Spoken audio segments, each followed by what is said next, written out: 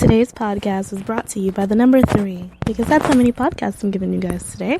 And if you hear static, that's me moving my mic around. Sorry about that. Alrighty, this is Cinna, and this third pasta is called I Am John. It hadn't taken me long to realize that Jo was gone. She normally said goodbye, but not today. Maybe it was an emergency. Of course, I knew that couldn't force her to be reliable for 5 hours every weekday. But this was the second time in a month. It seemed a little strange, but I wasn't really that bothered. I called John into the room. He didn't come. John was my guide dog. At the time. I called his name again and again. He remained away from the room.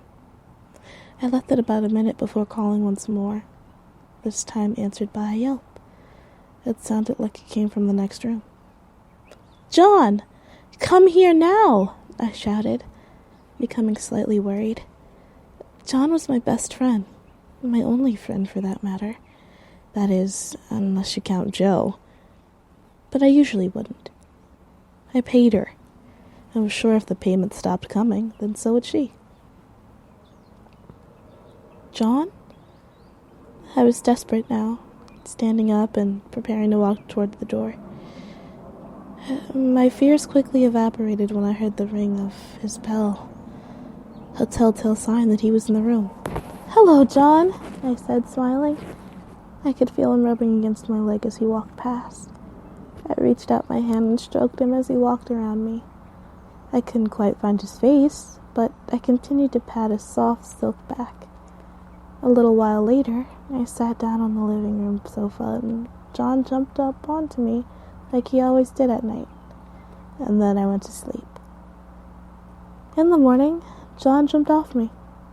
This usually woke me up, as it did then. I stood up and stretched, and walked slowly into the kitchen, feeling my way there. I picked up John's lead from the table and bent down to clip it on his collar. I felt around on the floor, but it took me a while to find where John was. Eventually, I was led to him by the sound of his bell. I went to the regular route to the park, but it seemed very quiet. Normally, people loved to talk to me when I was on walks. Pity, perhaps? But nobody was talking that day. It seemed odd and creepy, for the matter. I kept him on the lead throughout the walk, as I thought that something was wrong. But I didn't know that. Or what? It was. I went back into the kitchen when I got home and sat down on the chair beside the table. There I sat for an hour. This quickly became 2, and then 3. My daydreaming was interrupted when I heard a familiar voice shout, "It's Jo! Can I come in?" "It's unlocked!" I shouted back. I could hear the door opening and footsteps creaking down the hall. "Oh, hello," I heard Jo say. She sounded surprised in some way. "Who is this with you?"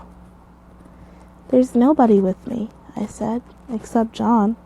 "No, that man," she replied. "Stop trying to mess with me," I said. "Oh, come on, you're messing with me." She smiled, or what I could assume was smiling. Not that I knew what smiling was, other than from feeling it. "I have no idea what you're talking about." "Yes, you do," she laughed. "That man. I know you can't see him, but he's wearing a yellow and red fur coat. The one with..." She was interrupted by a loud bang, and I could briefly hear the sound of something fairly large hitting the floor in a bundle. My heart seemed to stop. What had just happened? Oh, God.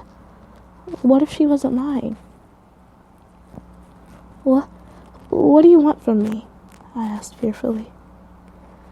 There was no response. I was too scared to move. A wave of shock suddenly surged through my body as I realized something. What have you done with John? Give him back! There was a silence for what must have been 10 seconds. But I heard a deep man's voice reply, I am John.